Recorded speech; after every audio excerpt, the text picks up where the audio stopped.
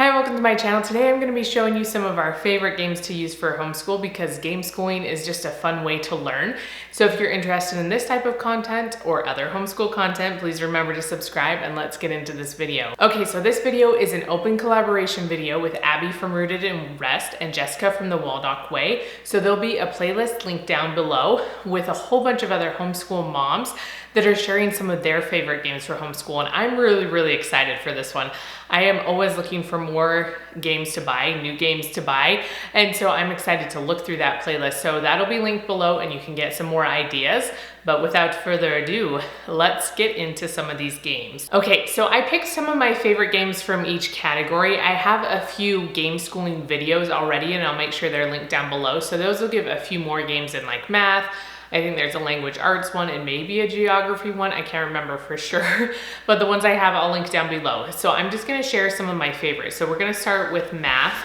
And so some of my kids' favorites from math are Sums in Space. And this is just a very simple math game, but my kids really enjoy it. And it also helps them become familiar with plus and minus signs because they have to roll the dice and put them like into an equation and move their pieces and stuff like that. And I think that's a lot of fun and it teaches them a lot of things that you might not get if you're just looking at a number on a dice. You know, when you have to actually put it in an equation, it means something more. So this is just a fun, very simple game that my kids enjoy doing for math. And then this is a new game that we've gotten and hopefully I can find it because I think I got it from Mindware, but it was on back order and so it took a while for me to get it, but I don't know if they still have it. So it's called Cross Math and it's like Scrabble but for math. And I've only played it once with my oldest and I think my next one could play it, maybe even my 7-year-old, but he might need a little bit more help. But it's really fun and it teaches you to think through math problems in ways that maybe you haven't before.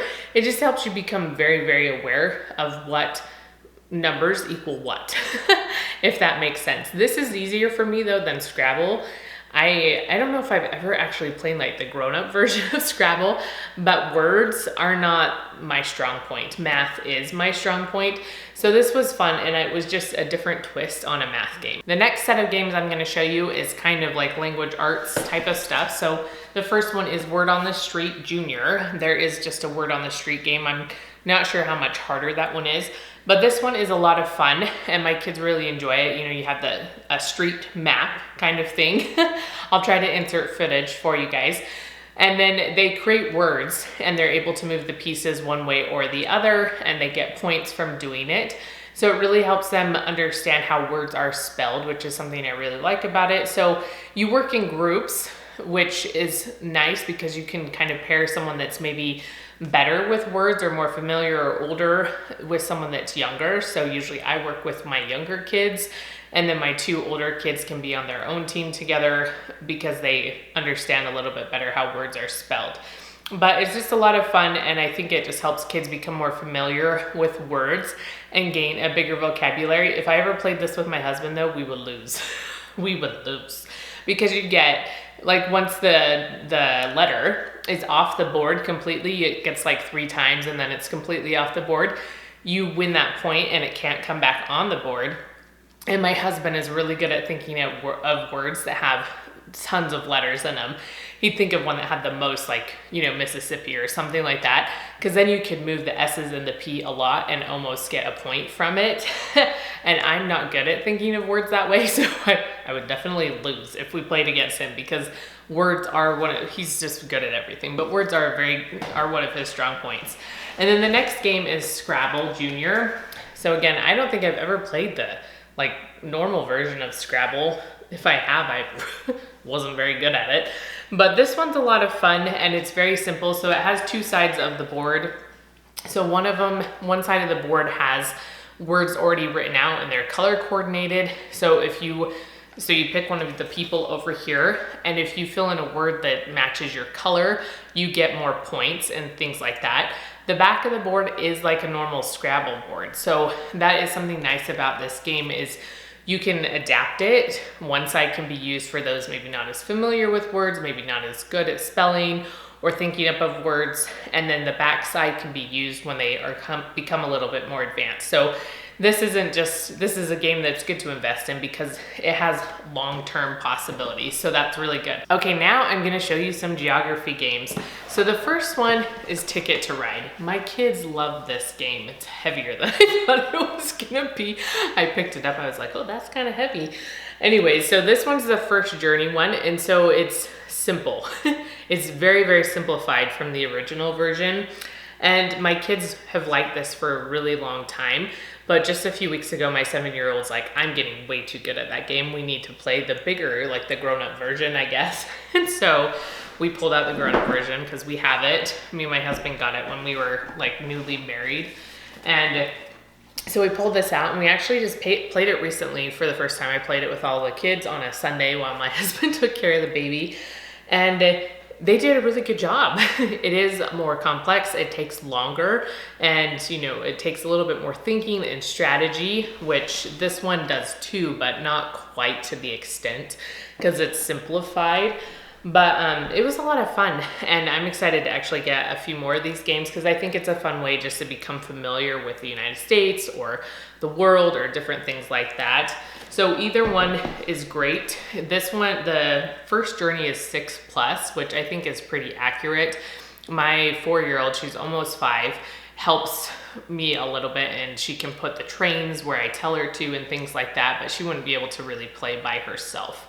So that's that, and I think the older version is 8+. I don't know if it even says on this box, but I feel like it's about that. And my 7-year-old played it by himself, and he did just fine. You know, there's some things he doesn't completely understand, but he did okay for the most part. And the other geography game I wanted to share with you is the Scrabbled States of America game, and we actually haven't played this game as much as I would like to, just because it's a little bit more advanced for my kids. I got it hoping they'd be able to play it, but we've had it for several years, and they just aren't quite there yet. It says 8+, but I think it's because there's a lot of reading, and it's slightly difficult because it's state names and it's their nicknames. So here's one of the cards. So you have Louisiana. There's like a hair from my daughter. It's a blonde hair, so it's not mine. It has the state like shape. It has the capital, it has the nickname, and sometimes these are a little bit difficult for them to read. And then you have a card like this. This is a red card, and these are the blue ones with all the state information. So it says starts with M, and then it has some blanks for that. And so you have to look through your card and find something that starts with M and then shout it out and like be the first one to shout it out and different things like that. It also has little maps, so there'll be some questions related to this where they have to look at the map, like something north of this state or south of this state. So it's really good, and it helps them become familiar with directions, with the United States, with the state capitals, with all these different things about this state, but it is just slightly advanced for my kids. I think they're getting to a spot now where they would be better at playing it, so we need to start incorporating it more. But some of my younger kids, it's still really hard for them. But I feel like it's a really good learning game that helps you become very, very familiar with the United States. Okay, the next game I wanted to mention, I don't know what category it should go in, that's why it's all by itself, is Catan Junior. And so I love Settlers of Catan when I was younger, and we played it all the time, and I'm sure my kids will be ready for that game pretty soon. But I was trying to find kind of a simplified version, and I came across this. This is one of the games they play the most, honestly. They just love it so much. And it teaches economics, and my husband teaches economics. That's his job as a professor. And so they really enjoy it, and he was very excited to get it. So this is just a fun game, and it's simplified enough that most of my kids can play it by themselves. They might still need a little bit of help, but my 3 oldest kids can do it completely by themselves. And then my almost 5-year-old might need a little bit of help. Okay, so the next game I'm gonna share with you, I haven't actually played, and so I was hesitant to put it in here. My husband and kids have played it several times, but we got it right around Christmas. Well, we got it at Christmas. And then I had a baby right after that, and so they played it. I have a hair that's driving me crazy over here. So they played it quite a bit, but I just never played it with them because life got really crazy. But it's called Outfoxed. And I believe I actually got it per Abby from Rooted in Rest recommendation. And it's a cooperative play game. So there's like no winners or losers, which is kind of nice because I feel like my kids are always fighting over who won or who lost a game. So again, I don't know very much about it besides what's on the box, but I think you find, it says Miss Plumpett's prize pot pie has gone missing and now it's a chicken chase to crack the case. So you move around the board gathering clues, and then you use a special evidence scanner to rule out suspects. So I think you're trying to beat the fox or something. I can't remember exactly. And so it's kind of your team effort versus the fox, like if you were playing you versus the computer and trying to see who can get there first, at least from my understanding of what my kids have said about it. So I still need to play it with them, but it is one that they have picked a lot, and my husband has told them to get it as well, so they've all really enjoyed playing it together. Okay, so the last few things I wanted to share aren't your typical games. They're a little bit more STEM learning. At least that's kind of the category I'd put most of them in. But we use them for homeschool, or we use them for things for my kids to do if they are done with their schoolwork and their other siblings are not, and stuff like that. So the first thing is puzzles. I think puzzles are a great learning tool, and they can just be really, really fun. So I just took out a few. We have a ton, but these ones are from the Target dollar spot, I think from last summer. So this is one with the world and we are better together. This is one for the United States. There's tons of United States ones online. I think we have one downstairs I really like. I just didn't go grab it. So I'll link it down below. Any other ones that I have that I really love, I'll link them. I think there's also a Melissa and Doug one that's a United States one. This is an outer space one, but I think they have a United States one as well. And then this is one from Usborne. So just a book and jigsaw puzzle in the jungle. I think, did it come? I think it came with a book. I can't remember. That it would make sense because of the title, but I don't really remember. Anyways, and so this one's a fun one, and it has just a lot of details in here and things for the kids to look at. So puzzles are one of those great things for that, for kind of a STEM learning. And then one of the other games that my kids are constantly pulling out is Canoodle. And this is one where it has all these little pieces in here and you build them. So you can put them in here just two-dimensionally, or you can build them 3D into like some sort of pyramid. And we also have this one. I don't know where this one's from. I believe it was a present from like my mom to my oldest son for Christmas or his birthday. This one is the same idea. It's just bigger than the Canoodle one, and it has a whole bunch of books with a whole bunch of different options. So this is what it looks like. So again, you can build it two-dimensionally, or you can build pyramids in the middle using the shapes in different ways, because these are all different. You know, this one is shaped this way, or you have one that's kind of an up and down one. I know it's not the easiest thing to see, but this is something that my kids really like playing, and they pull out quite a bit.